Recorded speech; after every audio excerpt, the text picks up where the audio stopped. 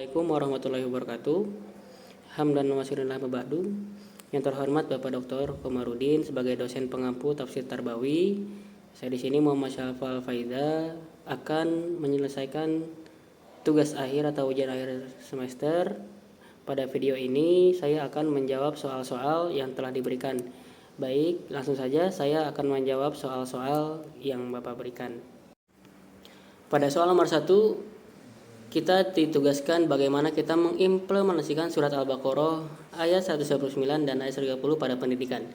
Yang mana ayatnya berbunyi Bismillahirrahmanirrahim. Rabbana wa ba'ats fihim rasulan minhum yatslu 'alaihim ayatika wa yu'allimuhumul kitaba wal hikmata wa yuzakkihim innaka antal azizul hakim. Wa man yarghabu 'an millati Ibrahim illa man safiha nafsah walaqad istafainahu fid dunya wa innahu fil akhirati laminas shalihin.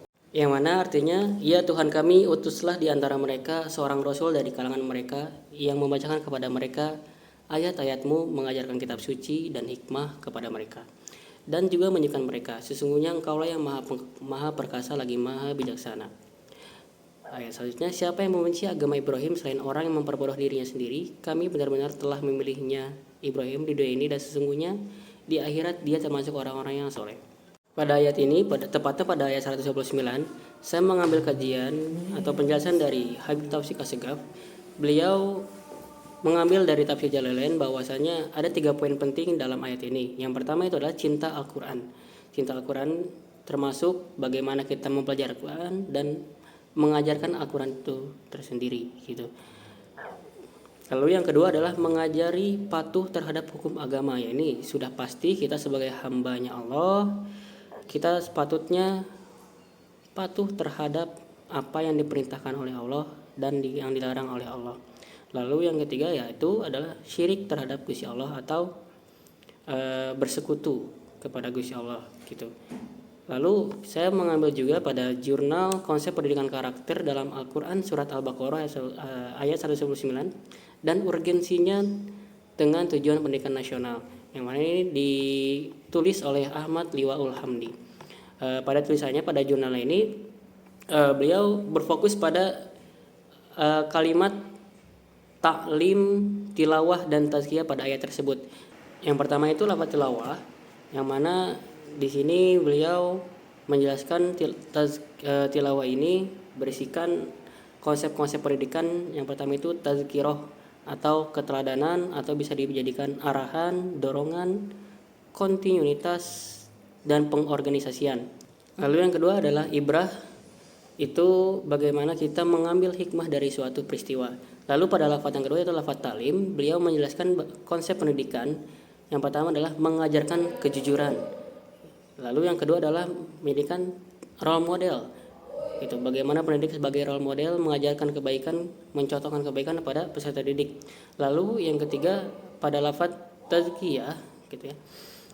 Di situ beliau menjelaskan konsep pendidikan. Yang pertama adalah sebagai motivasi kita dalam mencari ilmu. Lalu yang kedua adalah ancaman. Ancaman di sini bukan seperti yang aneh-aneh, tapi ancaman di sini adalah hukuman bagi peserta didik bila mana ia menyalahi aturan gitu. Seperti misalkan dia tidak menghafal hafalan, dia disuruh membersihkan lapangan misalkan seperti itu. Lalu yang ketiga adalah sebagai pelajaran seperti ibrah tadi gitu. Lalu yang keempat mengingatkan, itu bagaimana siswa atau peserta didik diajarkan untuk menghafal, bagaimana menghafal yang baik dan benar. Lalu yang kelima adalah membiasakan atau pengulangan, repetition, bagaimana peserta didik itu diajarkan untuk mengulang-ulang kembali pelajaran-pelajaran yang telah diajarkan. Lalu ayat 130 masih dengan guru yang sama, yaitu Habib Taufik Assegaf. Beliau menjelaskan bahwasanya pada ayat 130 ini poin pentingnya adalah kita harus mengenal diri sendiri gitu. Karena apa? Karena dengan kita mengenal diri sendiri, kita bisa mengenal siapa Tuhan kita, mengenal hakikatnya agama kita itu seperti apa gitu.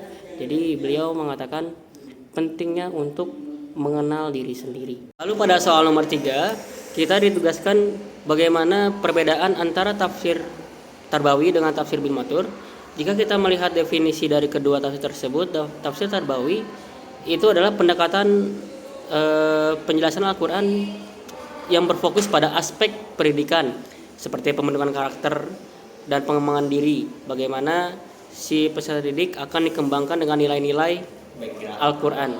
Lalu pada tafsir Bil Mathur itu bagaimana kita menafsirkan Al-Quran dari Al-Quran itu sendiri dan menafsirkan Al-Quran dengan hadis Nabi, menafsirkan Al-Quran dengan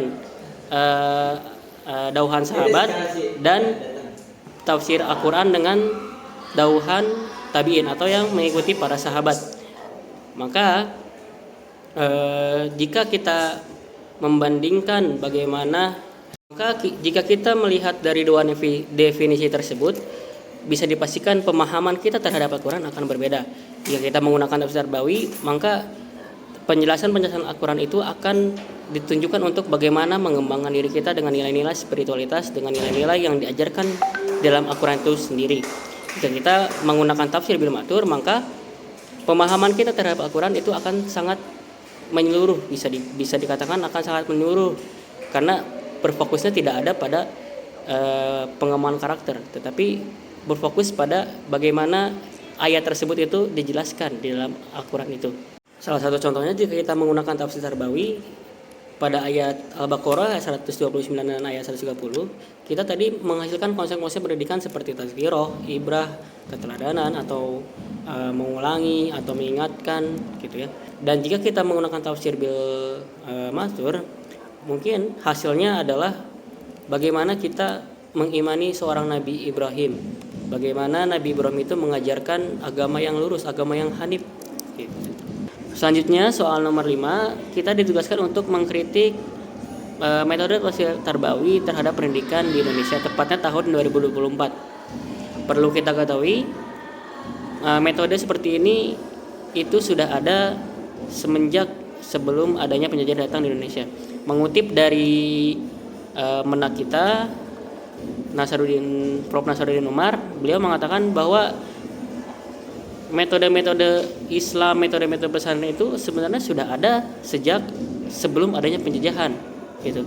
Jadi mengapa metode ini itu sudah berkurang, sudah kurang diminati, karena memang faktor utamanya adalah penjajahan di Indonesia gitu.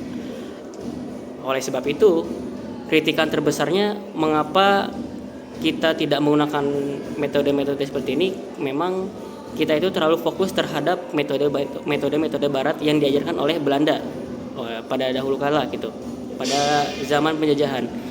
Oleh sebab itu, tafsir Tarbawi ini salah satu metode yang tertinggalkan, padahal metode ini itu sudah ada sebelum adanya penjajah gitu. Lalu bagaimana untuk mengembalikan lagi metode ini? Ya tentu saja jawaban yang pasti adalah mengikuti zaman, mengikuti alur zaman. Bagaimana kita mengaplikasikan atau mengintegrasikan teknologi dengan metode tafsir Tarbawi, seperti menggunakan video pembelajaran atau menggunakan alat-alat peraga yang lainnya gitu. Lalu adanya diskusi ilmiah antara guru dengan pemerintah pusat gitu. Diskusi ini perlu dilakukan antara guru-guru yang mengajar langsung ke peserta didik dan pemerintah yang membuat kurikulum yang ada gitu. Tentu saja jika kita bisa melakukan hal-hal tersebut, tujuan menak kita Prof. Nasaruddin Umar yang mana ingin mengembalikan lagi metode-metode pesantren dahulu itu akan terlaksana gitu. Mungkin itu saja yang bisa saya jawab. Kurang lebihnya mohon maaf. Wassalamualaikum warahmatullahi wabarakatuh.